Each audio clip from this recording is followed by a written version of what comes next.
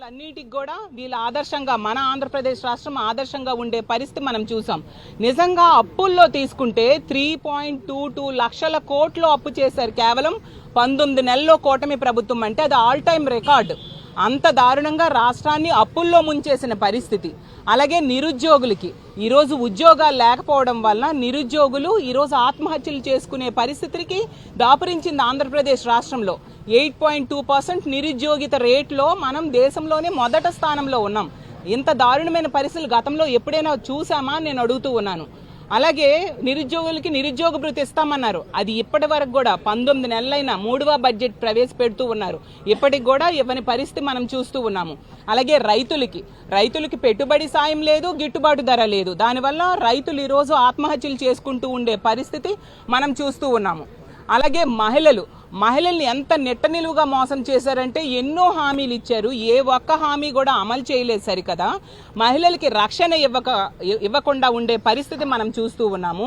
ఎంత దారుణంగా వాళ్ళ ఎమ్మెల్యేలు వాళ్ళ నాయకులే మహిళల్ని వంచిస్తూ ఉంటే వీళ్ళు చోద్యం చూస్తూ మహిళలకి కాపాడని పరిస్థితి మనం చూస్తూ ఉన్నాము. అలాగే మహిళల సాధికారత ఈరోజు నెట్ట నిలువుగా ఘోరమైన పరిస్థితిలో సాధికారత కోల్పోయిన పరిస్థితి ఈ రాష్ట్రంలో మహిళలు ఉన్నారు.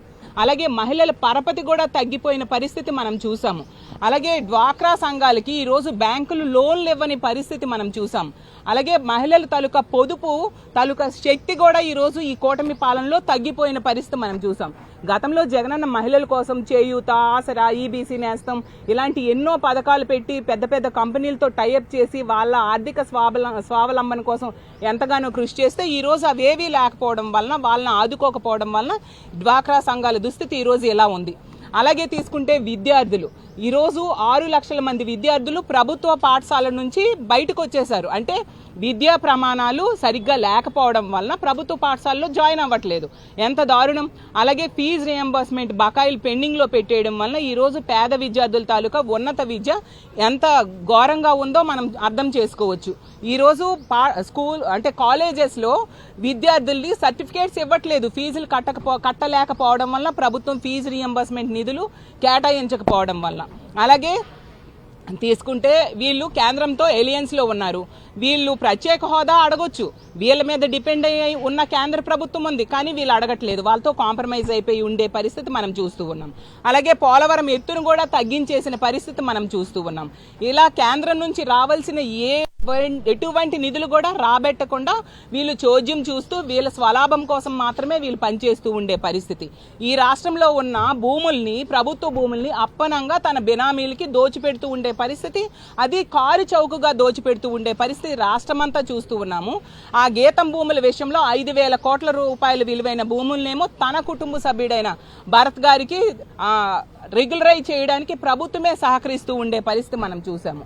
అసలు విద్య నేర్చుకోవాల్సిన సంక్షేమ హాస్టల్స్లో ఈరోజు అశ్లీల నృత్యాలు ఆడిస్తూ వాళ్ళకి తప్పుదోవ పట్టిస్తూ విద్యార్థుల భవిష్యత్తుని నాశనం చేస్తూ ఉంటే ఈ ప్రభుత్వం చోద్యం చూస్తూ ఉండే పరిస్థితి మనం చూస్తూ ఉన్నాం. మరి ఎందుకు ఈ సమస్యలన్నిటి మీద కూడా గవర్నర్ గారితో మాట్లాడించలేదు ఈ ప్రభుత్వం అని నేను అడుగుతూ ఉన్నాను. ఇవన్నీ వదిలేసి ప్రజలను మభ్య పెడుతూ వీళ్ళు ఈ 19 నెలలుగా ముఖ్యమంత్రి గారు అవ్వచ్చు, డిప్యూటీ సీఎం గారు అవ్వచ్చు, లోకేష్ గారు అవ్వచ్చు, మిగతా మంత్రులు, ఎమ్మెల్యేలు ఏవైతే అబద్ధాలు చెప్పారో 19 నెలలుగా ప్రజలు మభ్యపెడుతూ ఉన్నారో అదే అబద్ధాలని అత్యున్నత స్థానంలో ఉన్న గవర్నర్ గారితో ఈ రోజు చెప్పిస్తూ ఉండే దురదృష్టకరమైన పరిస్థితులు ఈ రాష్ట్రంలో నెలకొని ఉన్నాయి. దీన్ని మేము తీవ్రంగా ఖండిస్తూ ఉన్నాము. ఈ సమస్యలన్నిటి మీద కూడా ప్రతిపక్షంగా మేము ప్రశ్నిస్తామని చెప్పి అసెంబ్లీలో మా అధ్యక్షులైన జగన్మోహన్ రెడ్డి గారికి ప్రతిపక్ష నేత హోదా ఇవ్వట్లేదు. మాకు ప్రతిపక్ష హోదా ఇవ్వని పరిస్థితి, మా ఎమ్మెల్యేలకి మా పార్టీకి ప్రతిపక్ష హోదా ఇవ్వట్లేదు. దీని వలన మేము ఈరోజు బయటికి వచ్చేయడం జరిగింది. ఎందుకంటే మా వైఎస్ఆర్ కాంగ్రెస్ పార్టీ ఎప్పుడు కూడా ప్రజల తరపున నిలబడి పోరాటం చేసే పార్టీ. ప్రతిపక్షంలో ఉండేటప్పుడు ప్రజల తరపున పోరాటం చేస్తాం, అధికార పక్షంలో ఉండేటప్పుడు ప్రజలకు కావాల్సిన అన్ని కూడా ఇచ్చిన హామీలు అమలు చేస్తాము, వాళ్ళ అభివృద్ధి సంక్షేమానికి పెద్దపీట వేయడం జరుగుతుందని తెలియజేస్తూ ఉన్నాను. అలాగే రానున్న అసెంబ్లీ సమావేశాల్లో ఈ తప్పులన్నిటి మీద కూడా మేము కౌన్సిల్లో, శాసన మండలిలో ప్రభుత్వాన్ని ప్రశ్నిస్తాము. ఇచ్చిన హామీలన్నీ కూడా అమలయ్యేంత వరకు కూడా మా పోరాటం ఇలాగే కొనసాగుతూ ఉంటుంది. వీళ్ళు పాలనలో వైఫల్యం చెందారు. అసమర్థ పాలన అనేది ప్రతి విషయంలో కూడా మనకి అర్థమైన పరిస్థితి. శాంతి భద్రతలు భయంకరమైన పరిస్థితుల్లో ఈరోజు భయాందోళనకు గురి చేసే పరిస్థితుల్లో ఈ రాష్ట్రంలో శాంతి భద్రతలు ఉన్నాయి. వీటన్నిటి మీద కూడా వీళ్ళు ఎటువంటి చర్యలు తీసుకొని పరిస్థితి మనం చూస్తూ ఉన్నాము. ఎంతసేపు కూడా వీళ్ళ పాలన వైఫల్యాల్ని కప్పిపుచ్చుకోవడం కోసం డైవర్షన్ పాలిటిక్స్ చేస్తూ ఉండే పరిస్థితి మనం చూస్తూ ఉన్నాము. ప్రతి సందర్భంలో కూడా వీళ్ళ పాలనా వైఫల్యాలను కప్పిపుచ్చుకోవడానికి డైవర్ట్ చేస్తూ రకరకాల అవసరం లేని ఇష్యూలు అబద్ధ ప్రచారాలు చేస్తూ ఉండే పరిస్థితి మనం చూస్తూ ఉన్నాము. అందుకే ఈ గవర్నర్ గారితో ఇలాంటి పచ్చి అబద్ధాలు చెప్పించారు. ఈరోజు చంద్రబాబు నాయుడు గారు అవ్వచ్చు, పవన్ కళ్యాణ్ గారు, లోకేష్ గారి తాలూకా పాలనా వైఫల్యము, అలాగే తెలుగుదేశం పార్టీ నాయకుల తాలూకా అరాచకాలని రానున్న రోజుల్లో మేము మా శాసన మండలిలో ఎండగట్టబోతూ ఉన్నాము. అలాగే గవర్నర్ గారి దృష్టిలో కూడా అతనితో వీళ్ళు చెప్పిన అబద్ధాలు కూడా మేము తెలియజేయబోతూ ఉన్నాము.